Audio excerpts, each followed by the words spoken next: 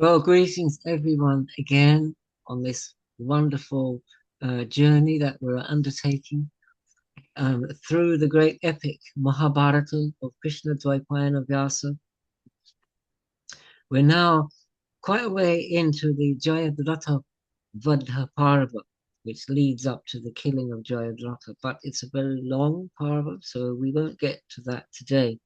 But we will cover some hair-raising combats and very interesting scenes. So before we begin, I'll say Mangala Charana and then hand over to our host, Mathura Das, and he will begin today's reading. Vandeham Sri Guru Sri Yuta Padakamalam Sri Gurun Vaishnavanshcha श्रीरूपं साग्रजातं सहगना रघुनाथान्वितं तं सजीवं साद्वैतं सावधूतं परिजनसहितं कृष्णचैतन्यदेवं श्रीराधा कृष्णपादां सहगना ललिता श्रीविशाखान्वितांश्च नारायणं नमस्कृत्य नरं चैव नरोत्तमं देवीं सरस्वतीं व्यासं ततो जयमुदीरयेत्। ॐ नमो भगवते वासुदेवाय। Hari Om. Continuing this incredible epic saga, the Mahabharata, Jayadratha Vadapava, page 149 in the Bibek Debroy, chapter 1056, episode 79. Sanjaya said, "Those on your side beheld the supreme ones from the Vrishni, Andaka, and Kuru lineages. Each one desired to be the first to kill them, and Vijaya also rushed against the enemy. The giant chariots were colourful, decorated in gold and tiger skins. They thundered and blazed in all the directions like flaming fires. O Lord of the earth, the handles of the bows were inlaid with gold and were difficult to look at. The chariots rumbled deeply, and the horses that drew them were angry. Burishrava Shala Karana Vrishasena Jayadratha Kripa, the ruler of Madra and Drona's son, supreme among the Ratas, these 8 Maharatas seemed to devour the sky. They were armoured and angry. They blazed in the 10 directions in chariots that roared like masses of clouds and were decorated with tiger skins and golden moons. From all directions they enveloped Partha with sharp arrows. Colourful horses from good lineages bore those Maharatas. They possessed great speed and illuminated the 10 directions. These extremely swift and supreme horses came from many lineages and many countries. They were from mountainous and riverine regions and from Sindhu. O king, the best of warriors from among the Kurus wished to protect your son and swiftly dashed towards Dhananjaya's chariot from every direction. Those best of men grasped giant conch shells and blew on them. O king, they filled the sky, the earth, and the oceans. Vasudeva and Dhananjaya, supreme among beings, also blew on their supreme conch shells, best among all the conch shells on earth. Kuntaya's was Devadatta, and Keshava's was Panchajanya. Sounded by Dhananjaya, there was a loud blast from Devadatta. It spread through the earth, the sky, and the directions. Blown by Vasudeva, Panchajanya was also like that. It surpassed all sounds and filled heaven and earth. There was thus a terrible and loud noise. It generated fear amongst cowards and increased the delight of those who were brave. O Indra among kings, drums, tambourines, cymbals, and other drums were sounded in large numbers. Those Maharatas had been assembled for the sake of Duryodhana's welfare. Those supreme archers became angry and intolerant at this sound. There were kings from many countries protected by their own soldiers. Those brave Maharatas wished to answer Keshava and Arjuna's sound and intolerantly blew on their giant conch shells. Your soldiers were urged by the sound of those conch shells. O Lord, the Bharatas, elephants, and horses became anxious and seemed to be ill. Agitated by the sound of the conch shells blown by the brave ones, they became extremely anxious and were like the sky agitated by a hurricane. O King, all the directions echoed with that great sound. It terrified the soldiers as if the end of the Yuga had arrived. Duryodhana and the 8 Maharata kings assigned to protect Jayadratha then surrounded Pandava. Drona's son struck Vasudeva with 73 arrows, Arjuna with 3 broad-headed arrows, and his standard and the horses with 5. Arjuna was extremely angry at Janardana having been struck and pierced Angirasa's descendant back with 100 arrows. He pierced Karna with 12 arrows and Vrishashena with 3. The valiant one then sliced down Shalya's bow and arrows from his hand. Having picked up another bow, Shalya pierced Pandava. Bodhisrava pierced him with 3 arrows that were gold tufted and had been sharpened on stone. Karna with 32 and Vrishashena with 5. Jayadratha pierced him with 73 arrows and Kripa with 10. In that battle, the Lord of Madra pierced Falgun with 10 arrows. Drona's son countered Partha with 60 arrows. Yet again, he pierced Vasudeva with 70 arrows and Partha with 5. The tiger among men, the one with the white horses and with Krishna as his charioteer, laughed and pierced all of them back, displaying the dexterity of his hands. He pierced Karna with 12 arrows and Vrishashena with 3. In that battle he sliced down Shalya's bow from his hand. He pierced Somadatta's son with 3 arrows and Shalya with 10. He used 8 arrows that were sharp and were like the flames of fires to pierce Drona's son. He pierced Gotama with 25 and Shaindava with 100. He again struck Drona's son with 70 arrows. Bodhisrava became angry and cut down Hari's whip. He then struck Arjuna with 73 arrows. The one with the white horses became wrathful. He brought down hundreds of sharp arrows and struck them like a mighty storm shredding clouds. Dhritarashtra, chapter 105780. Dhritarashtra said, O Sanjaya, there were many resplendent standards of diverse forms belonging to the Parthas and those on our side. Describe those to me. Sanjaya replied, those great-souled ones possess many different standards of diverse forms. They had different forms, colours, and names. Listen to me. The chariots of those foremost among Rathas had many different kinds of standards. O Indra among kings, they were seen to blaze like fire. They were golden, decorated with gold, or garlanded with gold. They were like golden summits and like giant mountains made of gold. Those standards were surrounded by pennants in every direction. These were of many different colours and hues and surrounded them everywhere. Those pennants were stirred by the wind. They were seen to be dancing around like female dancers in an arena. O bull among the Bharata lineage, those pennants had the complexion of Indra's weapon. They stirred above the chariots and adorned the Maharatas. There was a standard with the sign of an ape, as fierce as the face and tail of a lion. This belonged to Dhananjaya and was seen to cause terror in battle. O king, the flag was adorned with the supreme of apes. Your soldiers were terrified by the standard of the wielder of Gandiva.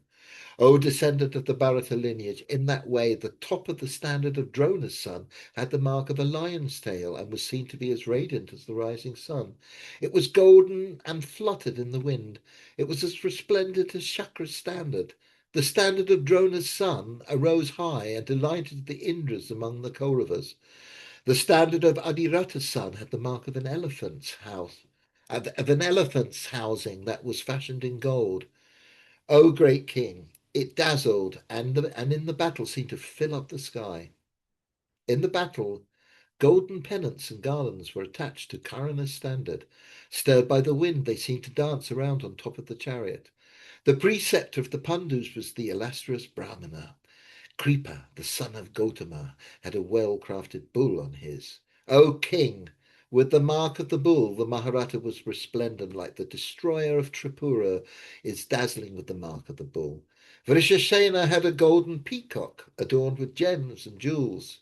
Stationed there, it seemed to crow and adorn the front of the army. The great souled one's chariot was dazzling with the peacock. O Indra among kings, it was like the resplendent Skanda aloft his peacock. Shalya, the king of the Madra, possessed a beautiful golden image of a plough on the top of his standard, and it was like the flame of the fire. O venerable one, the plough was luminescent on the top of his chariot. The plough was surrounded by prosperity, with every kind of seed sprouting from it. A silver boar adorned the top of the king of Sindhu's standard. It was decorated with golden nets and had the complexion of a bloodless crystal. With that silver standard, Jayadratha looked beautiful, like Pusha was radiant in ancient times in the battle between the gods and the Asuras. Somadatta's intelligent son was devoted to sacrifices, and his standard had the mark of a sacrificial stake, and was seen to be as radiant as the sun or the moon. O king, Somadatta's son was dazzling with that golden sacrificial stake. It was like a sacrificial stake raised in Rajasuya, the best of all the sacrifices. O great king, Shala had a large silver elephant. The pennant was golden and colourful and adorned with the sign of peacocks. O Bulaman the Bharata lineage, that pennant adorned your troops, like the giant white elephant adorns the army of the king of the gods. There was a bejeweled elephant on the king's standard, which was decorated with gold. It tinkled with the sound of 100 bells, and colourfully blazed on the supreme of chariots. O king, O lord of the earth, your son, a bull among the Kurus, looked extremely resplendent with that large standard in the battle. These 9 supreme standards arose in your army. They blazed amidst the forces like the sun at the time of the destruction of a Yuga. The 10th standard was Arjuna's, marked with a giant ape. Arjuna blazed like a fire on the Himalayas. The Maharatta's scorchers of enemy grasped colourful, bright, and extremely large bows and swiftly advanced against Arjuna. Partha, the destroyer of enemies, also grasped the bow Gandiva, the performer of divine deeds. O king, all this happened because of your evil counsel. Because of your crimes, many men and many warriors were killed. They had been summoned from many directions with horses, chariots, and elephants, with Duryodhana at the forefront. There were these on one side and that bull among Pandus on the other. They roared at each other, and the encounter began. Kunteya had Krishna as his charioteer and performed supreme and extraordinary deeds. Fearlessly, the single one advanced against the many. The mighty armed one was resplendent when he stretched the bow Gandiva. The tiger among men wished to kill Jayadratha. O great king! Arjuna released thousands of arrows. That scorcher of enemies made the warriors on your side invisible. In that battle, all those Maharatas, tigers among men, also showered down a cloud of arrows and made Partha invisible. On seeing that, on seeing that Arjuna, bull among the Kuru lineage, was thus covered through the hands of lions among men, a great sound arose among the soldiers. I'll just read the next short one. Chapter 1058, 81. Dhritarashtra asked, O Sanjaya, when Arjuna reached Shaindava and the Panchalas were enveloped by Bharadvaja's son and clashed against the Kurus, what did they do? Sanjaya said, O great king, there was a battle in the afternoon and it made the body hair stand up. Drona was like the stake at the clash between the Panchalas and the Kurus, O Venerable One. The Panchalas were cheerful in their minds and wished to kill Drona. They roared and showered down arrows. A tumultuous and terrible battle commenced between the Panchalas and the Kurus, and it was like that between the gods and the Asuras. With the Pandavas, all the Panchalas reached Drona's chariot. Wishing to penetrate his array, they displayed great weapons. There were rutters stationed on their chariots with medium speed. They caused a tremor and reached to Drona's chariot. Brihat, Brihatkshatra, the Mahabharata from the Kekayas, showered sharp arrows that were like the great Indra's Vajra and advanced. He was swiftly countered by the immensely illustrious Shemadurti, who showered hundreds and thousands of sharp arrows. Drishtaketu, bull among the Chedis and possessing great strength, quickly attacked Drona, like the great Indra against Shambhara. On seeing him suddenly descend like death with a gaping mouth, Viradvana, the great archer, quickly countered him. O great king, Yudhisthira was stationed there, desiring victory, and he and his soldiers were repulsed by the valiant Drona. Nakula was skilled in battle and was valiant. O Lord, as he advanced, your valorous son, Vikarna, countered him. Durmukha, the afflicter of enemies, repulsed the advancing Sahadev with many thousand swift arrows. Vyaya Vyayagadatta used extremely sharp and pointed arrows to repeatedly make Satyaki, tiger among men, tremble. Draupadi's sons, tigers among men, angrily released supreme arrows. But those best of rutters were repulsed by Somadatta's son. Bhimashena advanced wrathfully, but he was countered by Rishasringa's Maharata son, who was fierce and terrible of form. O king, in that battle, the encounter that took place between the man and the Rakshasa was like that between Ram and Ravana in ancient times. O descendant, wow, the sun suddenly come out. O descendant of the Bharata lineage. Okay, maybe it's meant to be bright. Okay. O descendant of the Bharata lineage, Yudhisthira, foremost among the Bharata lineage, struck Drona with 90 arrows with drooping tufts, and these penetrated all the inner organs. At this, Drona became angry and struck the illustrious Kunteya, foremost among the Bharata lineage, between the breasts with 25 arrows. While all the archers looked on, Drona again struck him with his horses, his charioteer, and his standard with 20 arrows. However, Pandava, with his Dharma in his soul, showed the dexterity of his hands and countered Drona's arrows with a shower of arrows of his own. The archer Drona became extremely enraged in that battle. He suddenly severed the bow of the great soul Dharmaraj. Having severed the bow, the Maharata quickly covered him everywhere with many thousands of arrows.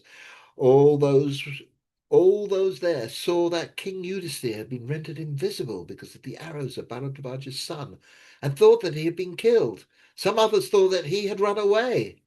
O Indra among kings, they said, the king has been slain by the illustrious Brahmana. Dharmaraj Yudhisthira thus confronted a great hardship. He cast aside the bow that had been severed by Bharadvaja's son in the battle and grasped another divine bow that was capable of bearing a great burden and was more forceful. In that encounter, the brave one sliced down the thousands of arrows that had been released by Drona, and it was extraordinary. Having severed the arrows, the king's eyes became red with rage. In that battle, he grasped a lance that was capable of shattering the mountains. It was extremely terrible and fierce. It possessed a golden handle and was decorated with 8 bells. The extremely powerful one roared chiefly and hurled it. O descendant of the Bharata lineage, all the beings screamed in terror on seeing the lance raised by Dharmaraj in that battle. All the beings suddenly exclaimed, may all be well with Drona. Held from the king's arms, it was like a snake that had cast off its skin. It blazed in the sky and in the directions and the subdirections. It was like the she-serpent with a flaming mouth, and it was as if Drona confronted death. O Lord of the earth, on seeing it suddenly descend, Drona, supreme among those who knew about weapons, released the Brahmastra. That weapon reduced the terrible-looking lance to ashes, and then quickly advanced towards the chariot of the illustrious Pandava. O descendant of the Bharata lineage, when Drona's weapon advanced, the immensely wise King Yudhisthira used a Brahmastra to pacify it. In that battle he then pierced Drona with 5 arrows with drooping tufts and used a sharp Shurapra arrow to sever his great bow. O venerable one, Drona, the destroyer of Kshatriyas, cast aside the severed bow and suddenly hurled a club at Dharma's son. On seeing that the club was powerfully descending, Yudhisthira, the scorcher of enemies, became angry and grasped the club. These 2 clubs were powerfully hurled towards each other. They countered each other and emitted sparks because of the collision. They then fell down on the ground. Wow, that was really visual, wasn't it? Oh, venerable one, Drona became extremely angry with Dharmaraj. He used 4 extremely sharp and supreme arrows to kill his horses. With another arrow, he severed his bow, which was like Indra's standard. He severed Pandava's standard and struck him with 3 arrows. Whoever's going to read Kanai, it's coming up. With the horse slain, Yudhisthira quickly descended from the chariot. O bull among the Bharata lineage, the king stood there with his arms raised and without any weapons. O Lord, and seeing that he was without a chariot and specifically without any weapons, Drona confounded the enemy and all of the soldiers. Displaying the dexterity of his hands, the one who was firm in his vows released large numbers of sharp arrows and advanced against the king like an angry lion towards a deer. On seeing that Drona, the destroyer of enemies, was advancing, sudden sounds of lamentation arose from the assembled Pandavas. O venerable one, the king has been slain. The king has been slain by Bharadvaja's son. These and other loud noises arose from all the Pandu soldiers. But the king ascended Sahadev's chariot. Those swift horses bore Yudhisthira, Kunti's son, away. That was exciting, wasn't it? Ooh. Yes. Thank you, Matura. Chapter 1059, or 82.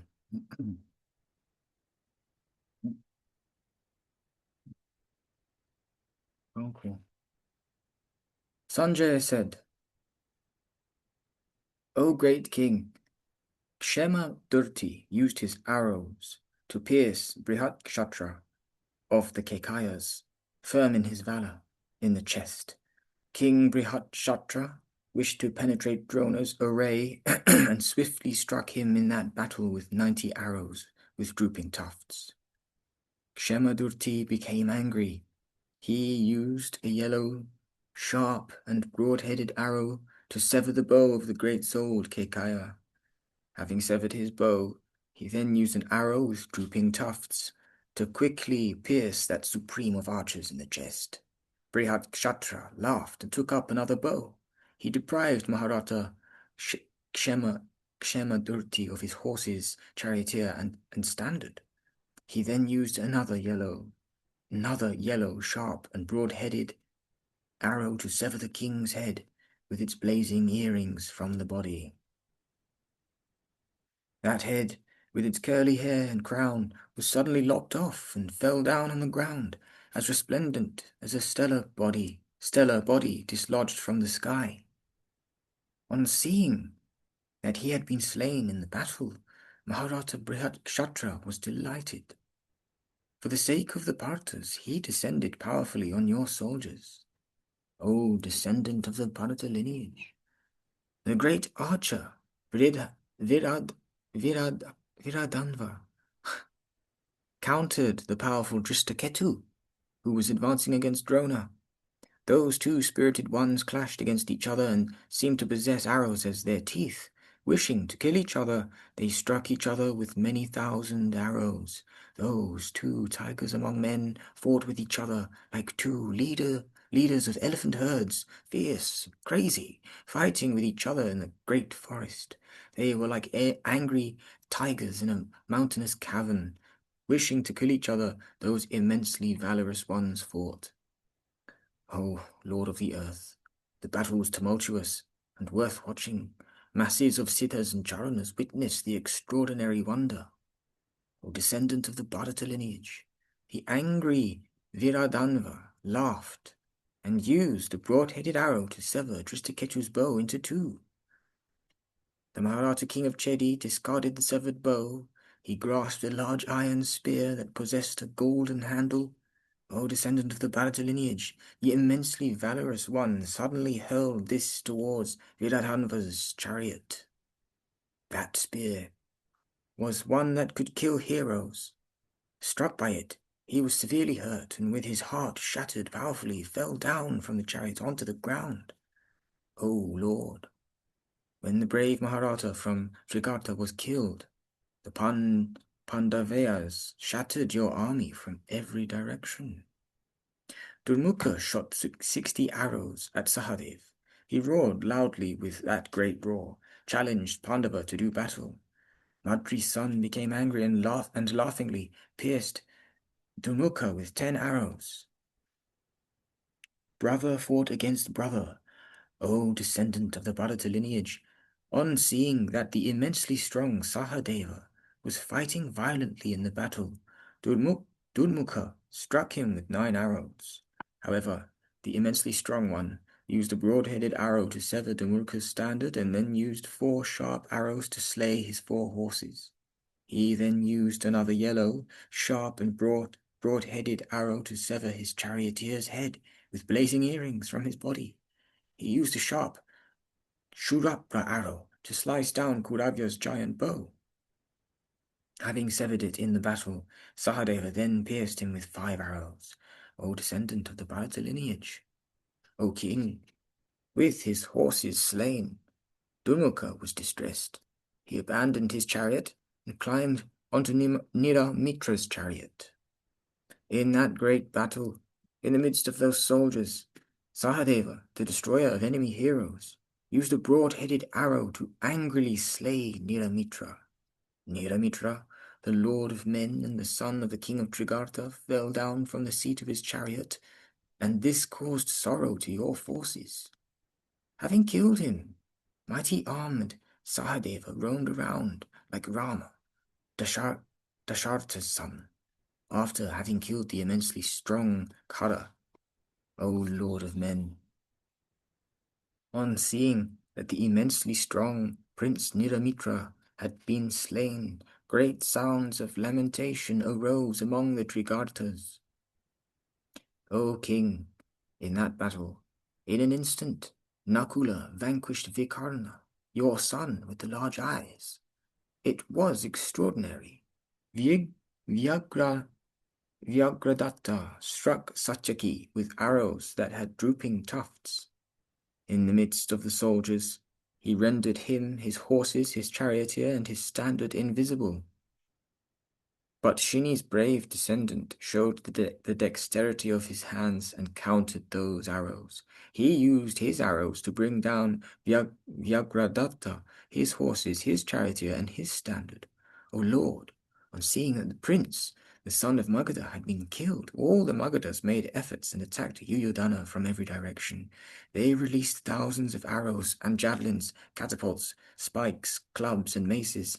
In the encounter, the brave ones fought with Satvata, who was invincible in battle. Satyaki, powerful and invincible in battle, laughed and without any difficulty repulsed all of them. The bull among men vanquished them. On seeing that the Magadhas had been routed, the few that were left ran away in every direction. O Lord, your army was afflicted with Yuyodhana's arrows. The supreme of the Madhava lineage destroyed your soldiers in that battle. The greatly illustrious one, supreme among archers, brandished his bow and was resplendent. O king, the army was shattered by the great-souled Satvata. Terrified of the long-armed one, no one advanced against him in that battle. Drona became extremely angry and rolled his eyes in anger.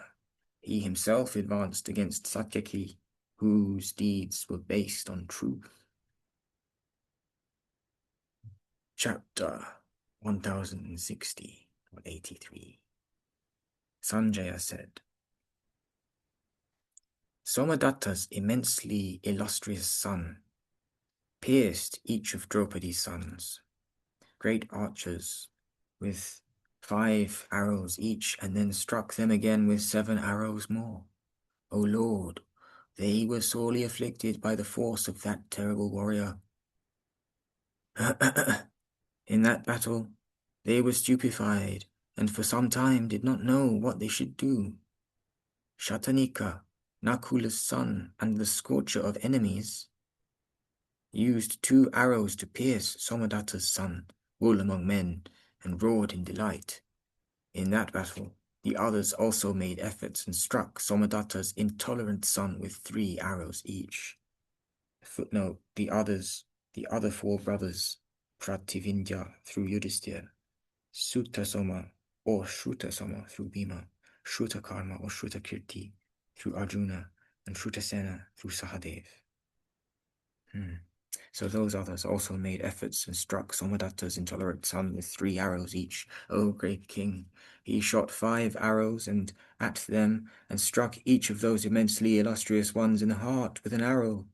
Those five great-souled brothers were struck by the arrows. They surrounded the brave Rata and pierced him severely with arrows. Arjuna's son used 4 sharp arrows to angrily slay his horses and dispatch them to Yama's abode. Bhimasen's son severed the bow of Somadatta's great-souled son. He roared powerfully and pierced him with sharp arrows. Yudhisthira's son sliced his standard and brought it down on the ground. Nakula's son brought down his charioteer from the seat on the chariot. O king, on ascertaining that he had been forced to retreat by his brothers, Sahadeva's son used a Shurapra arrow to sever the great-minded one's head. I'll read the footnote there. So far, the adjective used has been Somadatta's son. This is usually a description used for Burishrava. However, Burishrava was killed later by Satyaki, so Shatanika killed Burishrava's brother, Shala, who was also Somadatta's son. End of footnote.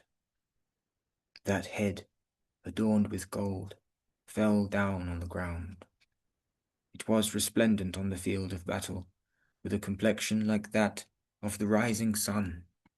O king, on seeing that the head of Somadatta's great-souled son had been brought down, all those on your side were terrified and fled in different directions. In that battle, Alambusha angrily fought against the immensely strong Bhimasena, like Lakshman against Ravana's son. All the beings were astounded and delighted at the battle between the man and the Rakshasa. O king, Bhima laughed and pierced Rishyashringa's intolerant son, Indra among Rakshasas, with 9 sharp arrows. Pierced in the battle, the Rakshasa let out a mighty roar, and he and his followers attacked Bhima. He pierced Bhima with 5 arrows that had drooping tufts. In that battle, the scorcher of enemies quickly destroyed 30 Ratas who were following Bhima. He slew 400 more and pierced Bhima with sharp arrows. Having been thus pierced by the immensely strong Rakshasa, Bhima sat down on the floor of his chariot. He lost his senses. When he recovered his senses, the son of the wind god was overcome by great rage. He stretched his terrible and supreme bow, which was capable of bearing a great burden. He struck Alambusha all over the body with sharp arrows. O king, he was like a large mass of collyrium, and pierced by these many arrows all over his body, looked as beautiful as a kimshuka. He was struck in the battle by those arrows that had been released from Bhima's bow, and remembered how his brother had been killed by the great-souled Pandava. He assumed a terrible form and addressed Bhimasena. O Partha, wait for a while in this battle and witness my valor today. O extremely evil one, the powerful Baka, supreme among Rakshasas, was my brother. It is true that you killed him, but that happened when I did not see it. Having thus spoken to Bhima, he disappeared and enveloped him with a great and severe shower of arrows. O king! When the Rakshasa became invisible in that battle, Bhima covered the sky with his straight tufted arrows. Thus, struck by Bhima, he instantly returned to his chariot. He entered deep inside the earth and suddenly rose up into the sky. He adopted many different kinds of forms, some large and some small. From above, he showered down many different kinds of words in every direction. Many Pandava soldiers died. Right. Words. Footnote. The critical edition excises some shows in these. After the words Alambusha shower down weapons, because of the excision, the continuity is broken. Okay, and footnote. O king, so did fighting elephants, many horses and foot soldiers. Because of those arrows, ratas were brought down in their chariots. A river of blood began to flow, and the chariots were eddies. It was infested by crocodiles in the form of elephants. The umbrellas were the swans. It was full of mud. The arms were like serpents. That river began to flow and was populated by large numbers of Rakshasas. O king, it flowed and bore along many Chedis, Panchalas, and Srinjayas, O king. Thus did he fearlessly roam around in that battle. The Pandavas became extremely anxious at witnessing his valor. The hearts of your soldiers became full of joy. This is the Rakshasa. Musical instruments were sounded in fierce and extremely loud tones, and this made the body hair stand up. On hearing the terrible sound emitted by your soldiers, the Pandavas could not tolerate it, just as a snake cannot bear the slapping of palms.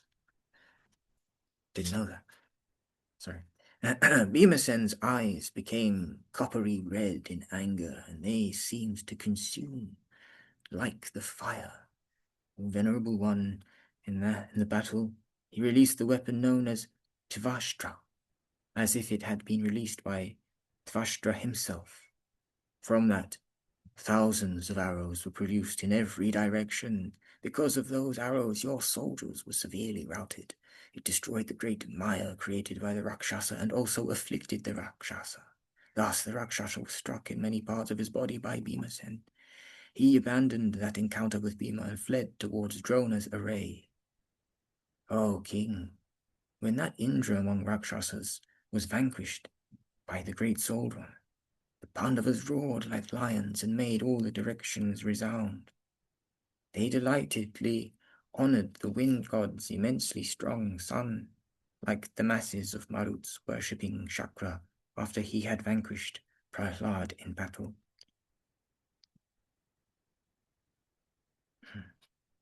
It's the time.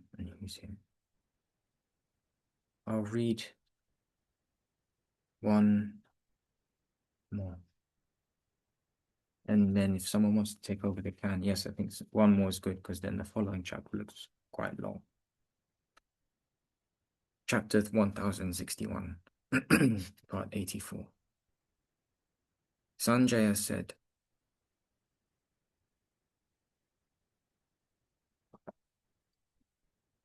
Madan, do you want to take over next, or should Mark? Mark, Okay. I'm just really enjoying listening today. I will read at some point. Okay. Sanjaya said, Alambusha fearlessly roamed around in the field of battle. Footnote, obviously in another part of the field and away from Bina. Oh, so this is a different battle scene, I imagine. Yeah. Away from Bhima. At least away from Bhima. Hidimba's son, which is Gatotkacha, attacked him and powerfully struck him with sharp arrows. The battle that commenced between those lions among Rakshasas caused great terror. They invoked many different kinds of Maya, like Shakra and Shambhala. Alambusha was extremely angry and struck Gatotkacha. Gatotkacha pierced Alambusha between the breasts with 20 iron arrows and repeatedly roared like a lion.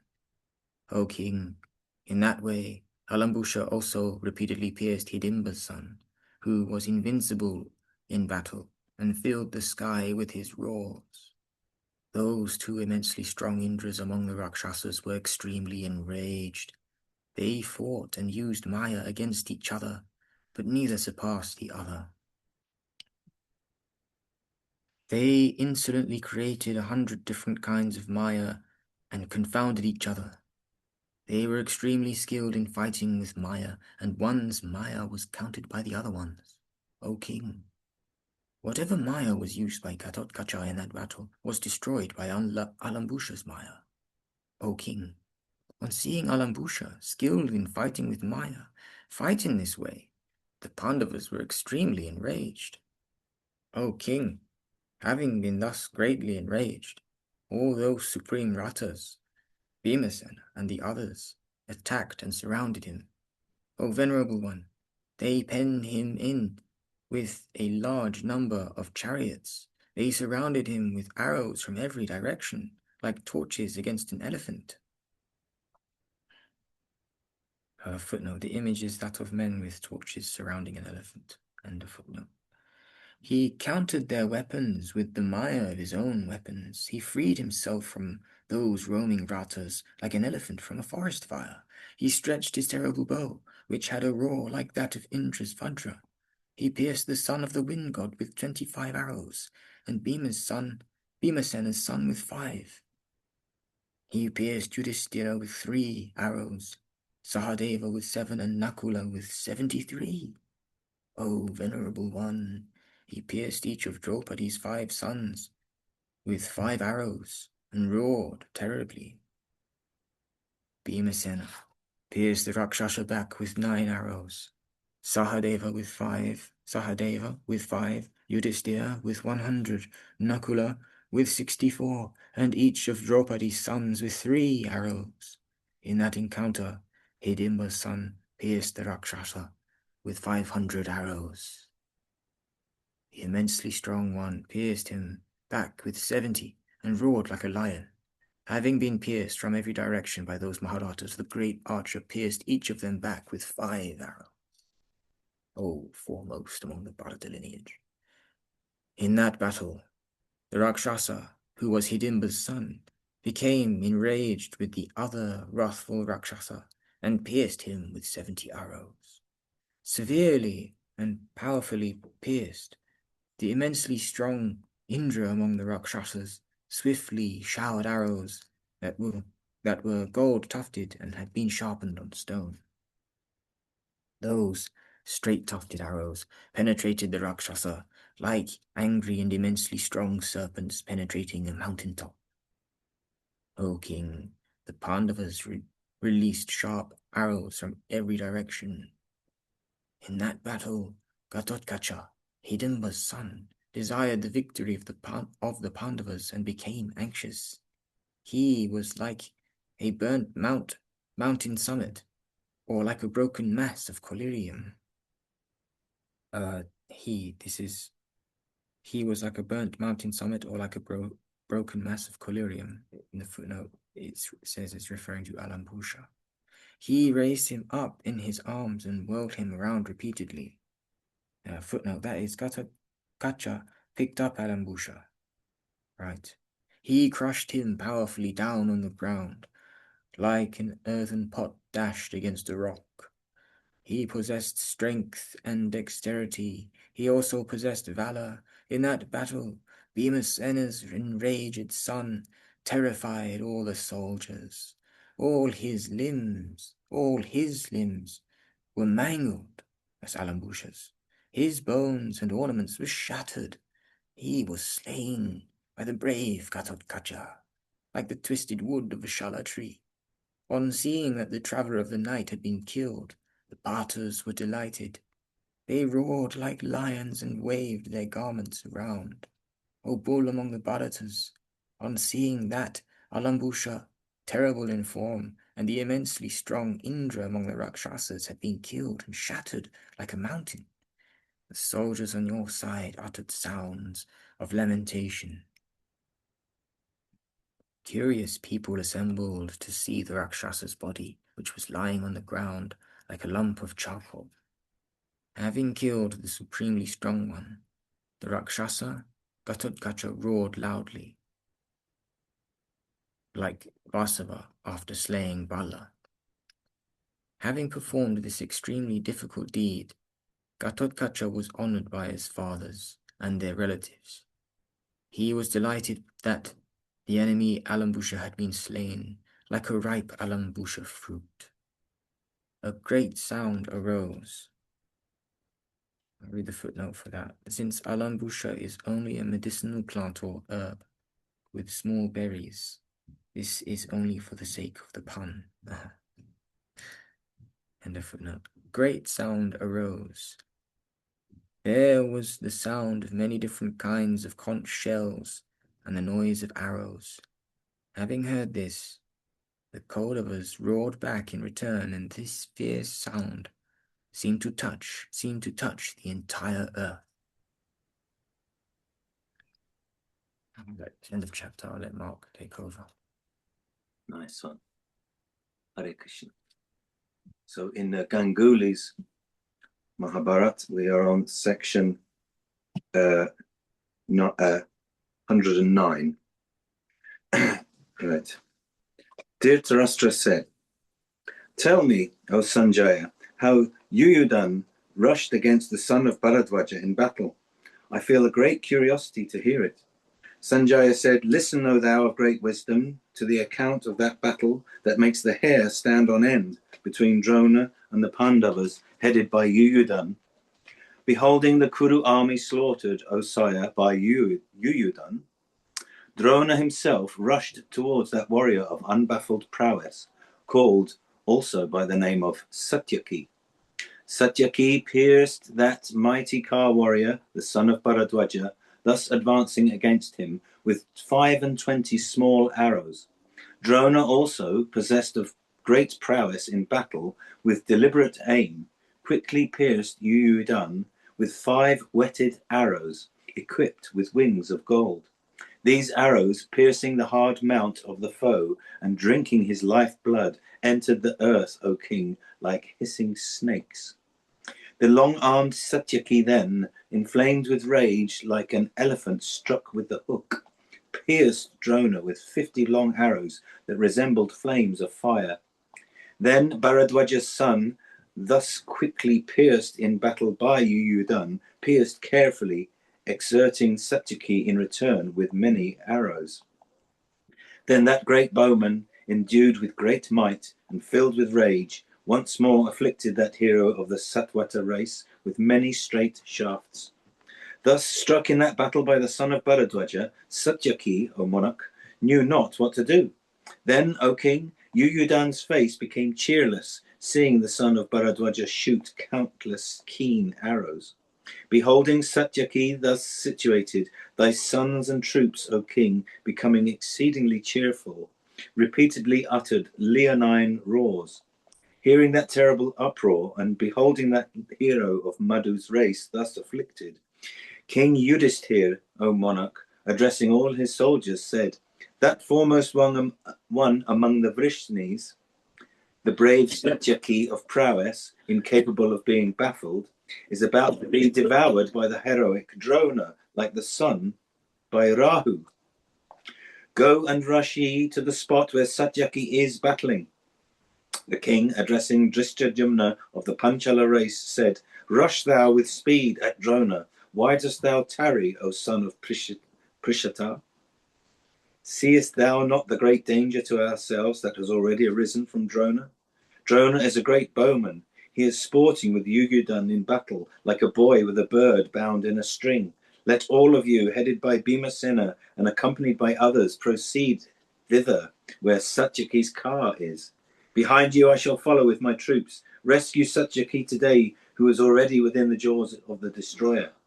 Having said these words, O Bharat, King Yudhisthira, with all his troops, rushed towards Drona for the sake of Duryodhana. Blessed be thou, great was the uproar made by the Pandavas and the Srinjayas, all fighting with Drona only.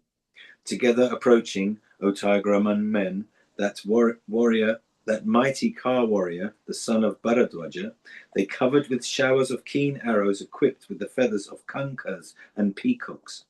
Drona, however, received all those heroes smilingly, like a householder receiving guests arrived of their own will, with seats and water. With the shafts of Bharadwaja's bow-wielding son, those heroes were well gratified like guests, O king, with the hospitality they receive in the houses of good hosts. And none of them, O lord, could even gaze at the son of Bharadwaja, who then resembled the 1,000-rayed sun at midday. Indeed, Drona, that foremost of all wielders of weapons, scorched all those great bowmen with showers of arrows, like the sun scorching everything below with his burning rays. Thus struck, O king, by Drona, the Pandavas and the Srinjayas beheld no protector, like elephants sunk in a morass. The mighty arrows of Drona, as they coursed through the welkin, looked like the rays of the sun, blasting everything around.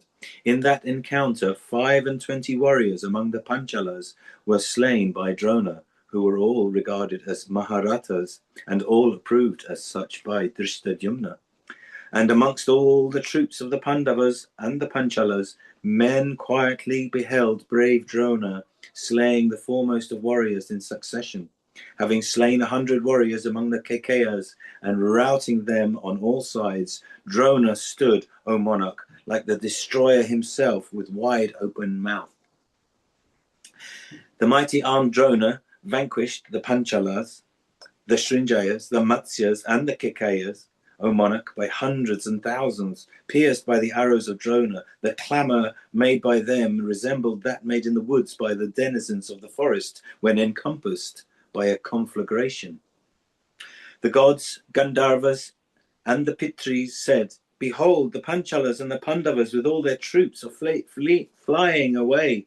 Indeed, when Drona was thus engaged in slaughtering the Somakas in battle, none ventured to advance against him, and none succeeded in piercing him. And while that dreadful encounter, so destructive of great heroes, continued, Pritha's son, Yudhisthira, suddenly heard the blare of Panchajanya, blown by Vasudeva. That best of conches gave loud blasts. Indeed, while the heroic protectors of the ruler of the Sindhus were fighting, and while the Dhritarashtras were roaring in front of Arjuna's car, the twang of Gandiva could not be heard. The royal son of Pandu repeatedly swooned and thought, without doubt all is not well with Partha, since that prince of conches Panchajanya is yielding such blasts, and since the Kauravas also, filled with joy, are incessantly uttering such shouts. Thinking in this way, with an anxious heart, Ajashatru, the son of Kunti, said unto him of the Satvata race, Satyaki, these words in a voice choked with tears, though repeatedly stupefied. King Yudhisthira, however, did not lose sight of what was to be done next. Addressing Sini's grandson, that bull of his clan, Yudhisthira said, O grandson of Sini, the time for that eternal duty which the righteous ones of old have indicated for friends towards friends in seasons of distress hath now come. O bull amongst the Sinis, reflecting within myself, I do not, O Satyaki, see amongst all my warriors one who is greater well-wisher to us than thou art. He who is always well affected, he who is always obedient, I think he should be appointed to a grave commission in times of distress. As Keshava is ever the refuge of the Pandavas, even so art thou. O thou of Vrishni's race, who art like Keshava in prowess, I will, therefore, lay a burden on thee. It behoveth thee not to frustrate my purpose. Arjuna is thy brother, friend, and preceptor. O bull among men, in this battle, render him aid in time of distress. Thou art devoted to truth, thou art a hero, thou art the dispeller of the fears of friends. Thou art celebrated in the world in consequence of thy acts, O hero, as one that is truthful in speech. He, O grandson of Sini, who casteth away his body while fighting in battle for friends, is equal to him who giveth away to Brahmanas the whole earth. We have heard of various kings gone to heaven, having given away the whole of this earth to the Brahmanas with due rights. O thou, a virtuous soul, I beg of thee with joined hands, even this, that, O Lord, attain thou the fruit of giving away unto Brahmanas the whole earth, or something higher than that, by incurring danger to thyself itself for helping Arjuna. There is one, Krishna, that dispeller of the fears of friends, who is ever willing to cast away his life in battle for the sake of friends. Thou, O Satyaki, are the second. None but a hero can render aid unto a hero, exerting valorously in battle from desire of fame.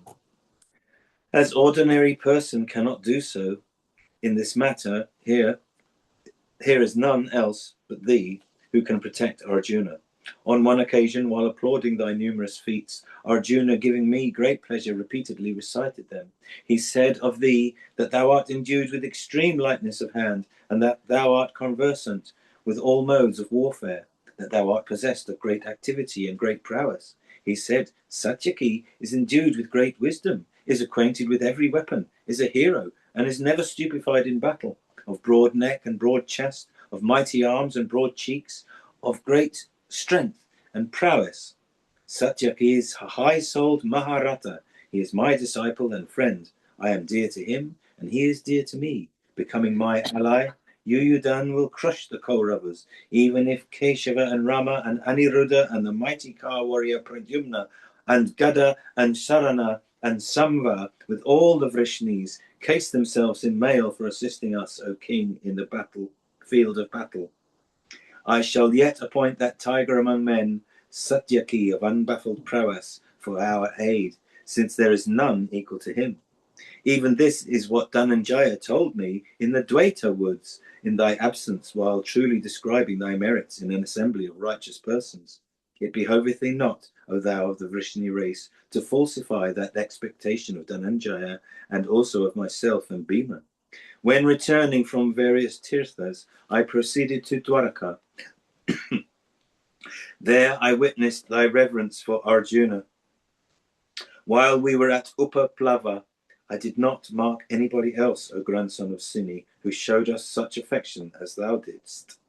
Thou art of noble lineage and feelest reverence for us. For showing kindness, therefore, to one who is thy friend and preceptor, it behoveth thee, O thou of mighty arms, to act in a way deserving, O great bowman, of thy friendship and prowess and noble parentage and truthfulness. O thou of Madhu's race, Suyodan, cased in armour by Drona himself, has suddenly gone following Arjuna. The other great car warriors of Kauravas have before that followed Arjuna. Loud uproars are being heard against Arjuna's car. The grandson of Sini, it behoveth thee. O grandson of Sini, it behoveth thee, O giver of honours, to go thither quickly. Bhimasena and ourselves, well equipped and with all our forces, will resist Drona if he advances against thee. Behold, O grandson of Sini, the Bharata troops are flying away in battle, and as they are flying away, they are uttering loud wails, like the very ocean at full tide, agitated by a mighty tempest. The Dhritarashtra host, O sire, is agitated by Savya Sachin. Behold, in consequence of countless cars and men and steeds moving quickly, the earth dust raised is gradually spreading over the field.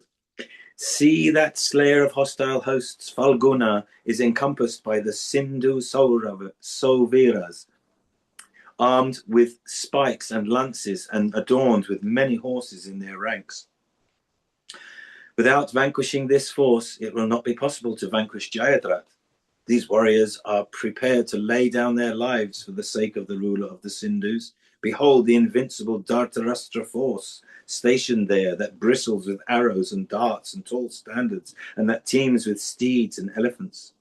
Hear the beat of their drums and the loud blare of their conches, the tremendous leonine shouts uttered by them, and the rattle of their car wheels. Hear the grunt of their elephants, the heavy tread of their foot soldiers, and the stamping of their rushing cavalry, which all seem to shake the very earth itself. Before him is the division of Jayadrat, and behind is that of Drona. So great is the number of the foes that he is capable of afflicting the chief of the Celestials himself. Sunk in the midst of the fathomless host, Arjuna may lose his life.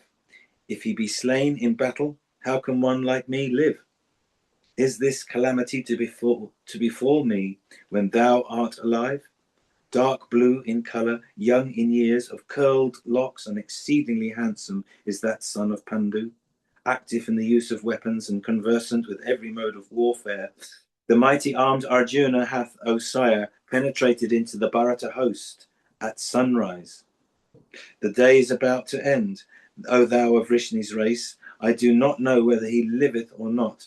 The vast Kuru host is like ocean, O sire. Vibhatsu hath penetrated into it all alone. That army is incapable of being resisted by the very gods in battle. In today's battle, I fail to keep my judgment clear. Drona also is with great might afflicting my forces. Thou seest, O mighty armed one, how that regenerate one is careering in battle. When several tasks present themselves together, thou art well skilled in selecting that which would be first attended to. It behoveth thee, O giver of honours, to accomplish with activity that task which is the gravest of all. Among all these tasks, I myself think that this, aiding Arjuna, is the first that demands our attention. The rescue of Arjuna in battle should be first undertaken. I do not grieve for him of Dasara's race. He is the protector and lord of the universe.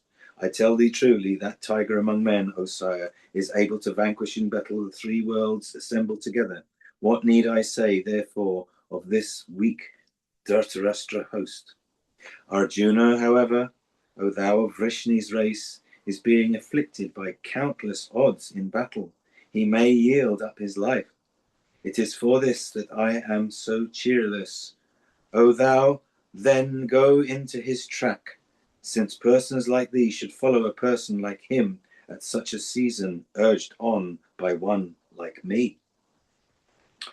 Amongst the foremost ones of the Vrishni race, two are regarded as Ati Ratas. They are mighty armed Pradyumna and thyself, O Sattvata, that are so famous. In weapons thou art equal to Narayana himself, and in strength to Sankarshana. In bravery thou art equal to Dhananjaya, O tiger among men, and surpassest Bhishma and Drona, and everyone accomplished in battle. O tiger among men, the wise speak of thee, saying, O Madhava, there is nothing unachievable by Satyaki. O thou of great strength, do thou therefore that which I say unto thee. Obey the wishes of all here, of myself and of Arjuna. It behoveth thee not, O mighty armed one, to frustrate that wish. Reckless of thy very life, career thou into battle like a hero, O grandson of Sini. The scions of Dasara's race, never care to protect their lives in battle, avoiding battle or fighting from behind breastworks or flying away from battle. Those practices of cowards and wretches are never practiced by the Dasaras. The virtuous souled Arjuna is thy superior, O Bulamanasinis. Vasudeva is the superior of both thyself and intelligent Arjuna. Casting my eyes on these two reasons, I say unto thee these words. Do not discard my words. I am the superior of thy superiors. That which I am saying unto thee is approved as also by Arjuna. I tell thee this truly. Go then to the spot where Dhananjaya is, attending to these words of mine, O thou of prowess, incapable of being baffled. Penetrate in this host of the wicked son of Dhritarashtra. Having penetrated into it, duly, encounter the great car warriors and display, O Sattvata, such feats as are worthy of thyself. section What about Guna? Guna. Haven't heard her warbling for a while.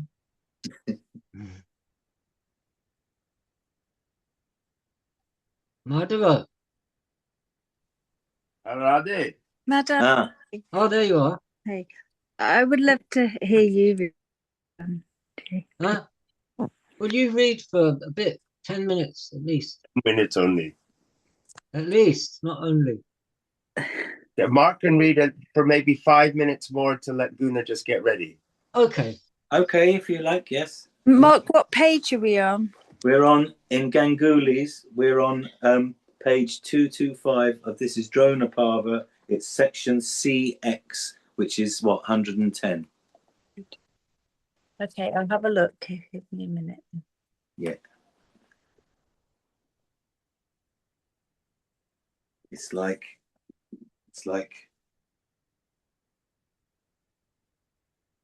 an eighth from the end or so, or a sixth of the book. So shall I continue anyway? Please. Okay. Hare Krishna.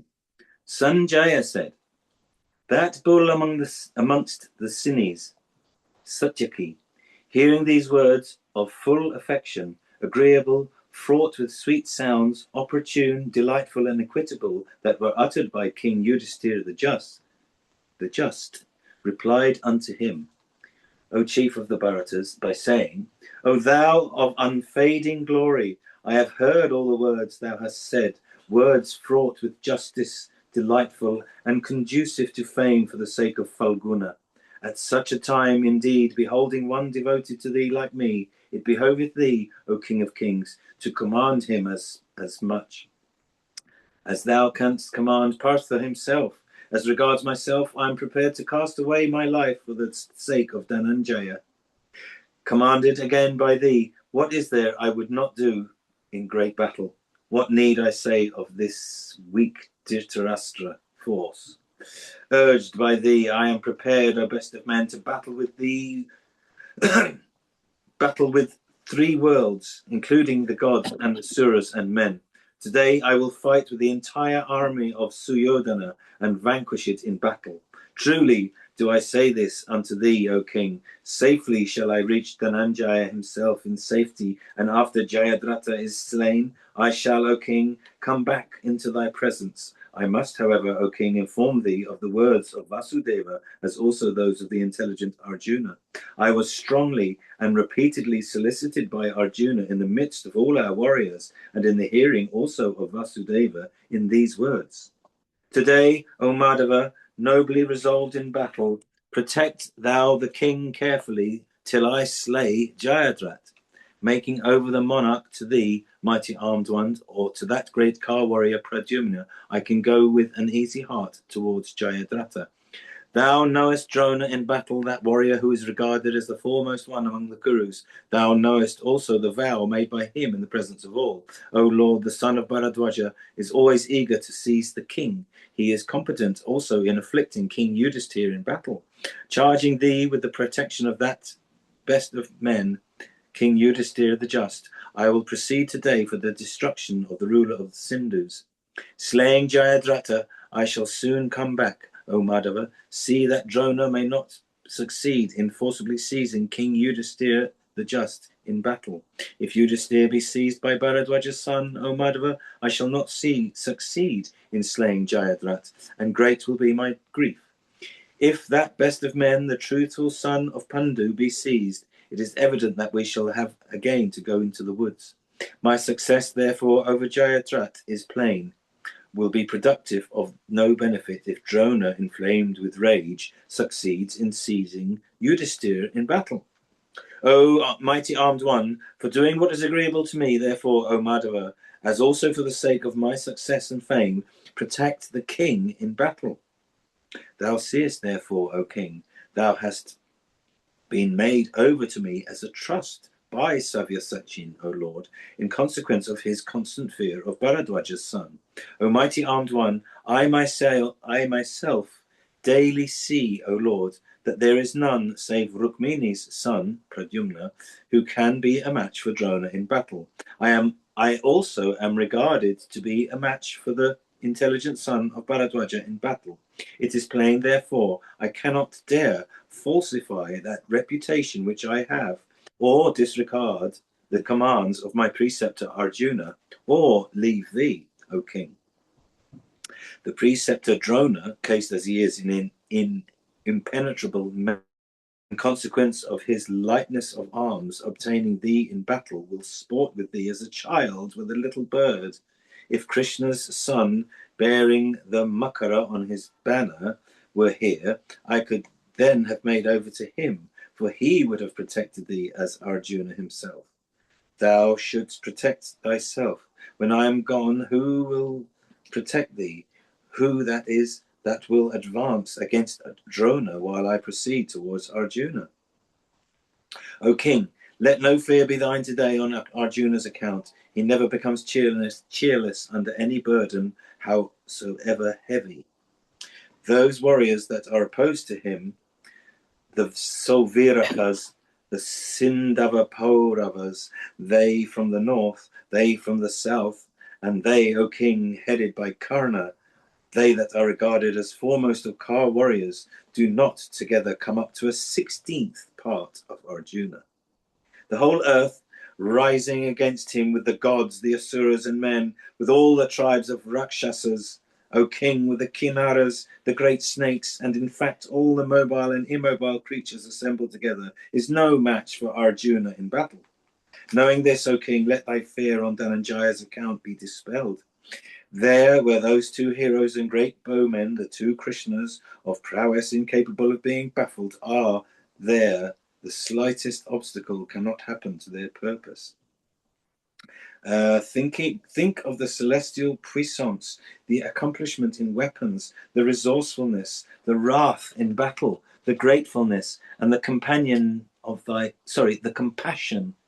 thy brother. Think also, O king, of the wonderful knowledge of weapons that Drona will display in battle when I leave this place for going to Arjuna. The preceptor, O monarch, is eagerly solicitous of seizing thee. He is eagerly desirous also, O king, of making good his vow. O Bharata, be attentive, O king, to thy own protection. Who will protect thee when I am gone? Who is he that is confiding on whom I may go towards Pritha's son, Falguna? I tell thee truly, O great king, that without making thee over to somebody in this great battle, I will not surely go towards Arjuna. O thou of Kuru's race, reflecting on this from every point of view with the aid of thy intelligence, O foremost of all intelligent persons, and ascertaining with thy intelligence what is for thy highest good, command me, O king. Yudhishthira, hearing these words, said, It is even so, O mighty armed one, as thou sayest, O Madhava. For all that, however, O sire, my heart doth not become easy on Arjuna's account. I shall take the greatest precaution in protecting myself, commanded by me. Go thou thither where Dhananjaya hath gone, weighing with my judgment, with my own protection in battle, with the necessity of your going towards Arjuna. The latter seems to me preferable. Make thyself ready, therefore, to go hither whither Dhananjaya hath gone. The mighty Bhima will protect me, Prishata's son, with all his uterine brothers, and all the mighty kings and sons of Draupadi will, without doubt, protect me. The 5 Kekeya brothers, and the Rakshasa Gatotkacha, and Virata, and Drupada, and the mighty Kar warrior Shikandin, and Drishtaketu of great strength, and Kunti Bhoja, O sire, Nakula, and Sahadeva, and the Panchalas, and the Srinjayas, all these, O sire, will, without doubt, very carefully protect me. Drona, at the head of his troops, and Kritavarman also in battle, will not succeed in beating us or afflicting me. That scorcher of foes, Drishtadyumna, displaying his prowess, will resist the angry Drona like the continent resisting the sea, where Prishata's son, that slayer of hostile heroes will remain. There, Drona will never be able to forcibly transgress our troops. This Drishtadyumna sprang from fire for the destruction of Drona, clad in mail, armed with bow and arrows and sword, and decked with costly ornaments. Go, O grandson of Sini, with an easy heart. Do not be anxious on my account. Drishtadyumna will resist angry Drona in battle. Gunamala, Hare Krishna. Wow. That's fantastic. Thank you, Mark. La, take it away, Guna. Section 111 of Dronapara. Sanjaya said, hearing these words of the king Yudhishthir the Just, that bull among the Sinais feared the censure of Arjuna if he left the king. Seeing, however, the certainty of an imputation of cowardice by the people if he disobeyed Yudhishthir, he said to himself, let not people say that I am afraid of proceeding towards Arjuna. Reflecting repeatedly on this, Satyaki, that hero invincible in battle, that bull among men, said these words unto King Yudhishthir the Just. If thou thinkest that these arrangements will suffice for thy protection, O monarch, I will then do thy bidding and follow Vibatsu. I tell thee truly, O king, that there is none in the three worlds who is dearer to me than Falguna. I will follow in his track at the command. O giver of honours, there is nothing that I will not do for thy sake. O best of men, the commands of my preceptor are always of weight with me, but thy commands are still weightier with me, O Lord. Thy brothers, Krishna and Dhananjaya, are always engaged in doing what is agreeable to thee. Taking thy command on my head for the sake of Arjuna, O Lord, I will proceed, O bull among men, piercing through this impenetrable host. Darting wrathfully through this force of Drona, like a fish through the sea, I will go thither, O monarch, where King Jayadratha, depending upon his troops, stayeth in fear of the son of Pandu. Protected by those foremost of car warriors, Drona's son, Karna and Kripa. The distance from here, O king, is 3 yojanas. I think of that spot where Partha stayeth, ready to slay Jayadratha. But though Partha is 3 yojanas distant, I shall yet follow in his track with a stout heart, and stay with him, O king, till Jayadratha's slaughter. What man is there that goes to battle without the commands of his superiors?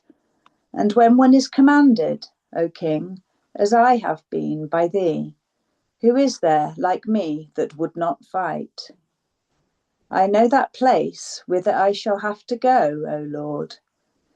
Teeming as this ocean-like host doth with ploughshare and darts and maces, and shields and scimitars and swords and lances, and foremost of shafts. I will today agitate this ocean, this elephant division, consisting of 1,000 elephants, that thou seest, all belonging to the breed known by the name of Anjana, and all endued with great prowess, which are all mounted by a large number of mlechas, delighting in battle, and accomplished in smiting. These elephants, O king, that are shedding their juicy secretions like rain-pouring clouds, these never retreat if urged forward by those upon their backs. They cannot be vanquished, O king, unless they are slaughtered. Then again, those car warriors, numbering thousands, that thou seest, are all of royal lineage, and are all Maharatas. They are called Rukmaratas, owners of golden cars. Footnote. They are accomplished in weapons and battling from cars, as also in fighting from the backs of elephants. O monarch, though are masters of the science of weapons, they are accomplished in fighting with their fists, skilled in battling with maces, masters also of the art of close fight. They are equally clever in striking with scimitars and in falling upon the foe with sword and shield. They are brave and learned and animated by a spirit of rivalry. Every day, O king, they vanquish a vast number of men in battle. They are commanded by Karna and devoted to Dushashan. Even Vasudev applauds them as great car warriors, always solicitous of Karna's welfare. They are obedient to him. It is at Karna's command, O king, that returning from their pursuit of Arjuna, and therefore unfatigued and unworn, those brave warriors, cased in impenetrable armour and armed with strong bows, are certainly waiting for me, ordered by Duryodhana also. Crushing them in battle for thy good, O Kaurava, I shall then follow in the track of Savyasachin. Those other elephants, O king, 700 in number, that thou seest, all cased in armour and ridden by curators and decked with ornaments. The king of the curators, desirous of his life, had formerly presented to Savyasachin, together with many servants in their train. These, O king, were formerly employed in doing thy business. Behold the vicissitudes that time brings about, for these are now battling against thee. Those elephants are ridden by curators difficult of defeat in battle. They are accomplished in fighting from elephants, and are all sprung from the race of Agni. Formerly, they were all vanquished in battle by Savyasachin. They are now waiting for me carefully under the orders of Duryodhana. Slaying with my shafts, O king, these curators, difficult of defeat in battle, I shall follow in the track of Arjuna, who is intent on the slaughter of the ruler of the Sindhus. Those other huge elephants sprung from the race of Arjuna, of impenetrable hides, well trained and adorned, and from whose mouths the juicy secretions are trickling down, and which are well adorned with armour made wholly of gold, are very formidable in battle, and resemble Airavata himself. They have come from the northern hills, and are ridden by fierce robbers that are of strong limbs, that are all foremost of warriors, and that are cased in steel coats of mail. There, amongst them, are persons born of the cow or the ape, or of divers other creatures, including those born of men. That division of the assembled mlechas that are all sinful, and that come from the fastness of Himavat, seem at a distance to be of smoky colour. Obtaining these, and countless Kshatriyas, as also Kripa, and that foremost of car warriors, Drona, and the ruler of the Sindhus, and the Karna, he thinks lightly of the Pandavas.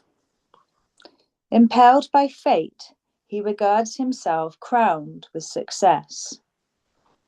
Those I have named will, however, today be within reach of my arrows. They shall not escape me, O son of Kunti, even if they be endued with the speed of the mind. Much regarded always by Duryodhana, that prince who dependeth upon the prowess of others, those warriors afflicted with my clouds of shafts will meet with destruction. Those other car warriors, O king, whom thou seest, and who have golden standards, and are difficult of being resisted, are called Kamvojas. They are brave and accomplished, and firmly devoted to the science of weapons. Desiring one another's welfare, they are all firmly united. They constitute a full Akshohini of wrathful warriors, O Bharata, and are staying carefully, for my sake, well protected by the Kuru heroes. They are on the alert, O King, with their eyes on me. I shall certainly destroy them all, like fire destroying a heap of straw. Therefore, O King, let those that equip cars place quivers and all necessaries on my car in proper places. Indeed, in such a dreadful battle, diverse kinds of weapons ought to be taken. Let the car be equipped with necessaries 5 times more than what professors of military science direct, for I shall have to encounter the Kambojas who resemble fierce snakes of virulent poison. I shall have also to encounter the Kiratas who are armed with diverse weapons of warfare, who resemble virulent poison, who are accomplished in smiting, who have always been well treated by Duryodhana, and who on that account are always intent on Duryodhana's welfare. I shall also have to encounter the Sakas endued with prowess equal to that of Sakra himself, who are fierce as fire and difficult to put out like a blazing conflagration. Indeed, O King, I shall have to encounter in battle many warriors difficult of being resisted. For this, let well-known steeds of best breed and graced with auspicious marks be yoked to my car, after causing their thirst to be slaked and after grooming them duly. Sanjaya continued. After this, Yudhishthira caused quivers full of shafts and divers kinds of weapons, and, indeed, all necessaries to be placed on Satyaki's car. Then people caused his 4 well-harnessed and excellent steeds to drink and walk, bathe and eat, and having adorned them with golden chains, and plucked out their arrows, those animals that had, for these operations, been freed from the yoke, and that were of the hue of gold, and well trained, and endued with great speed, and cheerful, and exceedingly docile, were duly yoked again unto his car. And upon that car was set up a tall standard, bearing a lion of golden maces, and that standard had attached round it banners of the hue of white clouds, and decked with gold, was also placed upon that vehicle, bearing a heavy weight of weapons. After those steeds, adorned with trappings of gold, had been yoked to that car, the younger brother of Daruka, who was the charioteer, and the dear friend of Satyaki, came and represented unto the latter that the car had been duly equipped, like Matali, representing the equipment of the car unto Vasava himself. Satyaki then, having taken a bath and purified himself and undergone every auspicious ceremony, gave nishkas of gold unto 1,000 Snataka Brahmanas, who uttered benedictions upon him. Blessed with those benedictions, Satyaki, that foremost of handsome men, that hero worthy of worship, having drunk Kairata, honey, shone resplendent with reddened eyes, rolling in intoxication. Having touched a brazen mirror and filled with great joy, his energy became doubled, and himself looked like a blazing fire. Taking upon his shoulders his bow with arrows, that foremost of car warriors, cased in armour and decked in ornaments, had the regenerate ones perform for him the rites of propitiation. And fair maidens honoured him by showering upon him fried paddy and perfumes and floral garlands. And the hero then, with joined hands, worshipped the feet of Yudhishthir, and the latter smelt his head. And having undergone all these rites, he then mounted his foremost of cars. Then those steeds, cheerful and strong, and fleet as the wind, and invincible, and belonging to the Sindhu breed, bore him on that triumphant car. Similarly, Bhimasena also, honoured by King Yudhishthir the Just, and reverentially saluting the monarch, set out with Satyaki. Beholding those two chastisers of foes on the point of penetrating thy host, their enemies, thy troops all stood still with Drona at their head. Then Satyaki, seeing Bhima cased in mail and following him, saluted that hero and spoke unto him these delightful words. Indeed, heroic Satyaki, with every limb filled with joy, said unto Bhima, Do thou, O Bhima, protect the king. Even this is thy duty above all things. Piercing through this host, whose hour hath come, I will proceed. Whether now or hence, the protection of the king is thy highest duty. Thou knowest my prowess, thou desirest my good return, O Bhima. Thus, addressed by Satyaki, Bhima replied, Go then, for the success of thy object, O best of men, I will protect the king.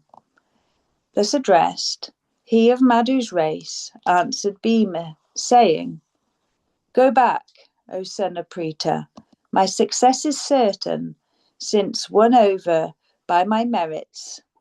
Thus, O Bhima, art today obedient to my wishes. Indeed, O Bhima, as these auspicious omens tell me, my victory is assured. After the sinful ruler of the Sindhus has been slain by the high-souled son of Pandu, I shall embrace King Yudhishthir, a virtuous soul. Having said these words unto Bhima, and dismissing him with an embrace, that illustrious warrior eyed thy troops like a tiger eyeing a herd of deer. Beholding him thus, looking at thy army, O king, thy troops became once more stupefied, and began to tremble violently. Then, O king, Satyaki, desirous of seeing Arjuna at the command of King Yudhishthir the Just, suddenly dashed against thy troops. Madam, would you like to continue? Well, I think we should wrap it up. No, he's not getting away with that. No. You don't have a choice in it, Madame, really. I'm sorry. Well, I'll just read one then.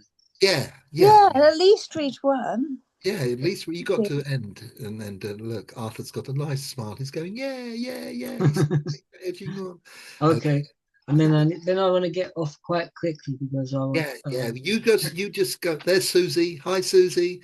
But we're back on we're recording, Arthur, so we don't want the video actually at the moment. But it's lovely to see you. Okay, so chapter 1065 of the Mahabharata. Can we have your video, please? Oh yeah. Chapter 88 of the Jayadratha Vadha Parva. Sanjaya said, O great king, wishing to fight, Yuyudha advanced against your soldiers. Dharmaraja, surrounded by his own soldiers, advanced towards Drona's chariot, wishing to follow Yuyudha from the rear. The son of the king of Panchala was indomitable in battle. In the midst of the army of the Pandavas, he and King Vasudhana loudly shouted, "Come, strike! Advance swiftly against the enemy, so that Satyaki, indomitable in battle, can pass through easily. Many Maharatas will endeavor to vanquish him." Having said this, they descended forcefully on your army. We will defeat those who advanced against them. Footnote. Satyaki. A great sound then arose from the direction of Yuyudhana's chariot, and this made your son's forces tremble mightily. O great king, they were shattered into 100 fragments by Satyaki.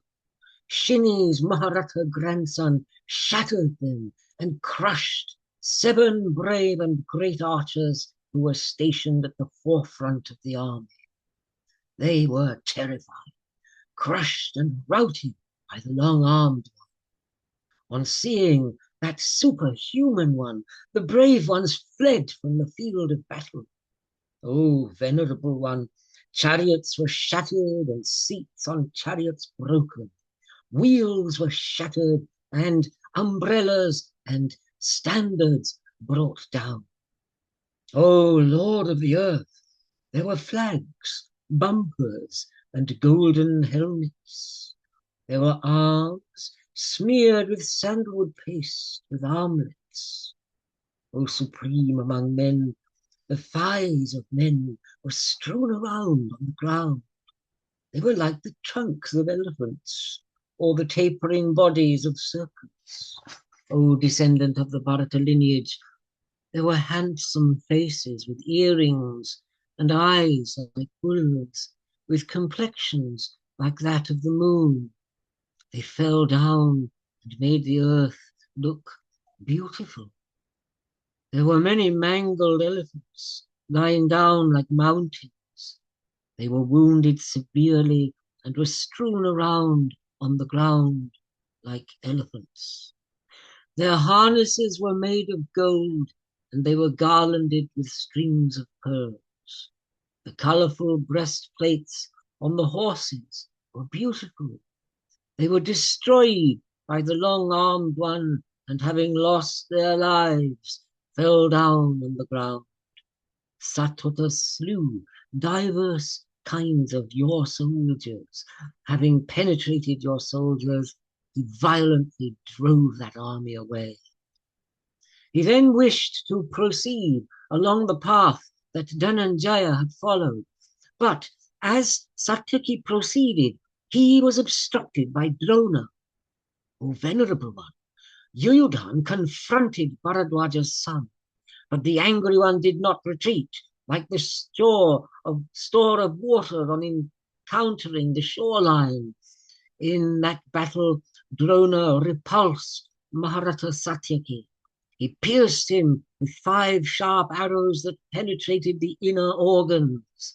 O king, in that encounter, Satyaki pierced Drona with 7 arrows that were gold-tufted, sharpened on stone, and with the feathers of herons, peacocks, and hawks.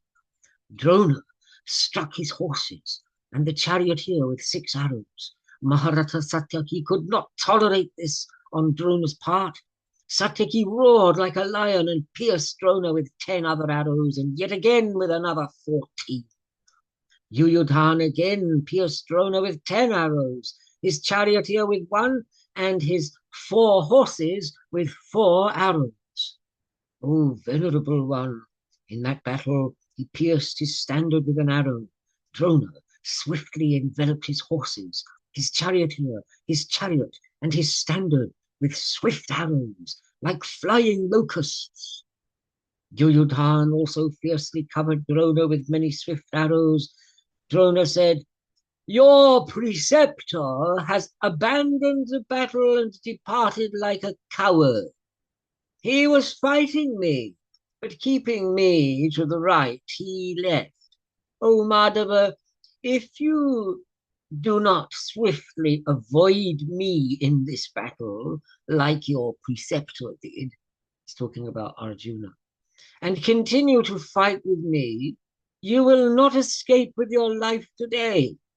Satyaki replied, I am following Dhananjaya's footsteps on Dharma Raja's instruction. O Brahmana, be fortunate. I am leaving. I do not wish to waste time. O king, having said this, Shini's descendant abandoned the preceptor and proceeded quickly. He told the charioteer, Drona will make every effort to restrain me. O charioteer, take care in this battle. Listen to these supreme words of mine. Behold, there is an extremely resplendent army of the Avantis. Next to that, there is the extremely powerful army of the south. Next to that, there is the large army of Balikas. Joined to the Balikas, there is a large force of Karna. O charioteer, these armies are different from one another, but are dependent on each other. They support each other and will not give up the field of battle. Cheerfully goad the horses into the space that is between them. O charioteer, adopt a medium speed and take me there, where the Balikas can be seen, with many weapons raised in their arms, and there are many from the south, with the son of Suta in the forefront. His army of elephants, horses, and chariots can be seen in an array. They have been raised from many countries and are stationed in the midst of the infantry. He avoided the Brahmin that spoke thus to his charioteer. Pass through the gap towards Karna's extremely large and fierce army. Drona became angry at this and followed him, releasing many arrows, but the mighty armed Yudhana left and did not return.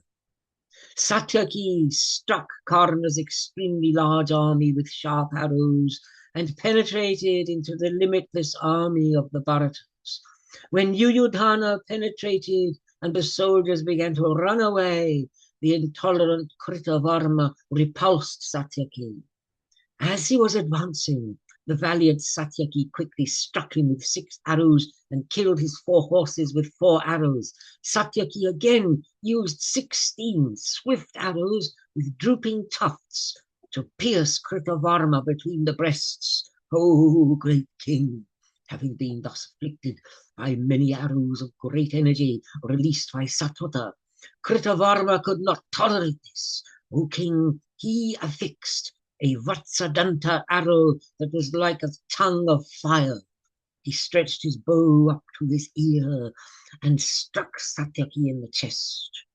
The gold-tufted arrow penetrated the armor on his body, and passing through the body, penetrated the earth, drenched in his blood.